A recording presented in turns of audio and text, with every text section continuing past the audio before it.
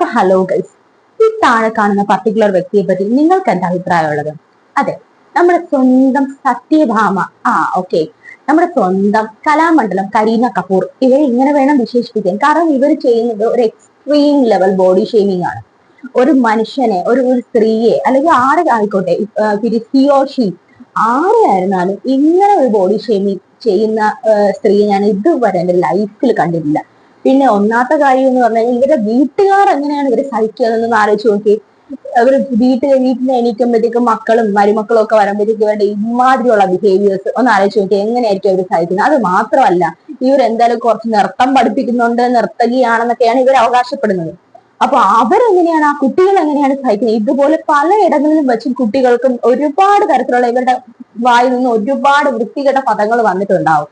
എന്തല്ലേ ഇതിപ്പം നമ്മുടെ 2026 ആയിട്ടും ഇങ്ങനെയുള്ള ആളുകൾ ഉണ്ടെന്ന് പറയുന്നത് കുറച്ച് വിശ്വസിക്കാൻ ബുദ്ധിമുട്ടാണ്. ഏതായാലും പുള്ളിക്കാരത്തി ഇപ്പോ ഭയങ്കര ഒരു എന്താ പറയാ, പുള്ളിക്കാരത്തി പറയുന്ന കാര്യങ്ങൾ ഒരു പച്ചയായിട്ട് സോഷ്യൽ മീഡിയ ഒന്ന് പറയുക.